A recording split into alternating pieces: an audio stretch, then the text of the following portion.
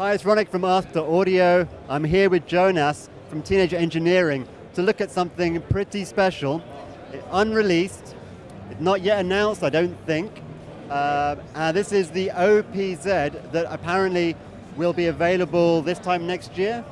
It's not yet announced when it will be released. We're going to hold on to that information a little bit longer, but if you want to know more, you should sign up for a newsletter. You get that information in the coming future.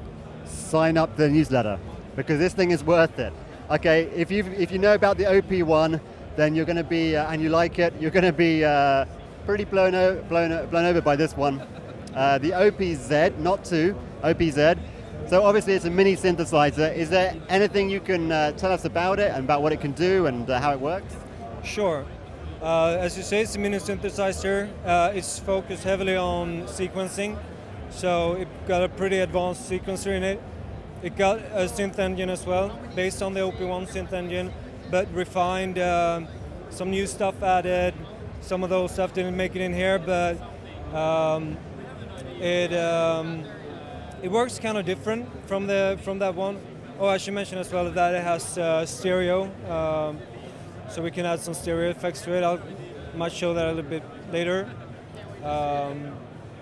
So it's based on 16 tracks.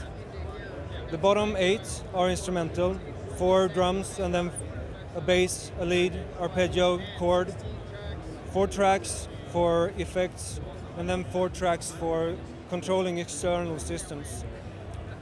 So each of these steps can have notes, of course. They can also have parameter locks. So for instance, the kick track, I can select that. It can be controlled by a number of parameters controlled with these knobs. So there are 4 here, so then I press shift, I get 4 more. All of these parameters can be locked to each step, so you can sequence that as well. Basically you can start by punching in your kick, like this. Get a kick going. Actually, I should do like that. Add your snare to it.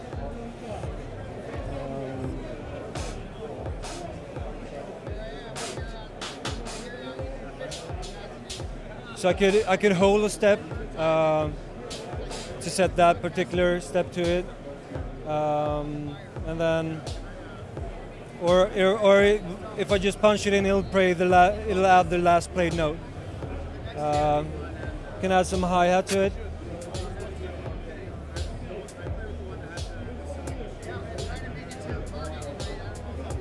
I think I'll increase the tempo a little bit.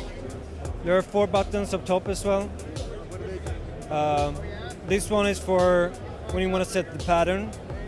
This is for controlling the individual levels of the tracks. So it's a mixer.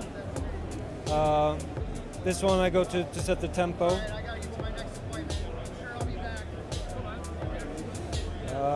And then the last one, well, we're leaving that open to add more cool stuff basically. We have some funny ideas there. And as I said, it's just focusing heavily on sequencing. So we've added some pretty nifty sequencing features. So for each of these steps, you can add a number of components to it. So, and what those components do is that when the sequencer hit that step, it tells it how it should behave. It could stop on that step, repeat it for a number of times.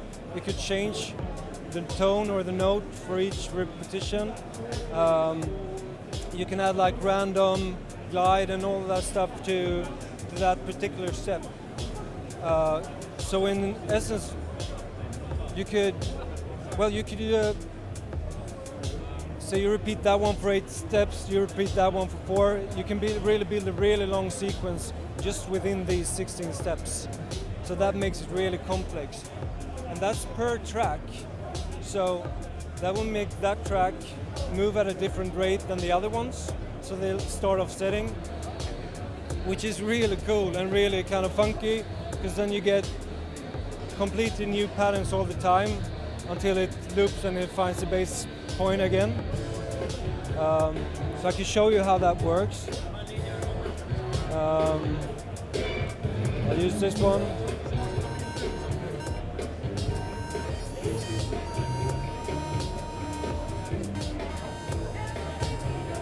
So I just start by adding a note there.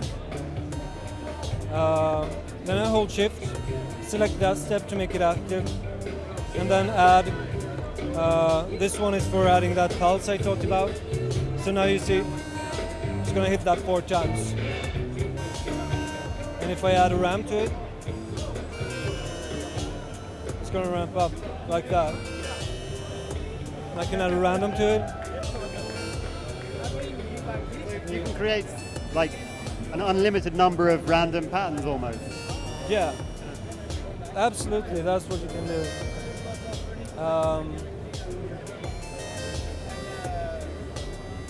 And then, like you can set, I think I mentioned you can set the parameter specifically for one note. So now that I had, you can see the LEDs changing when I hit that step.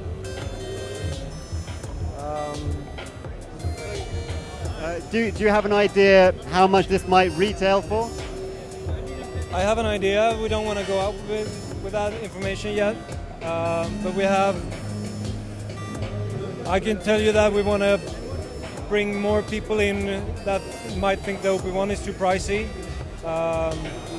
I'm guessing because it doesn't have a dedicated screen that it might be cheaper than the OP1. It'll be in a more affordable price bracket. Yeah, true. But speaking of screens, I want to show you something that this does. That's pretty spectacular. You can connect this device to your iPhone or handheld device, or even to the TV through. Yeah. So what you see here is actually the interface to the sync. So you can see the sequencer moving through the pattern. You can see when I turn the knobs, it's going to change accordingly. So you get, instead of a screen here, you can get a super explanatory screen on your. Which makes sense because everybody's got a mobile device, an iPhone or a TV or a games console to connect it up to. So. I mean, I want to point out that we've worked really hard to make it really usable with just the LEDs.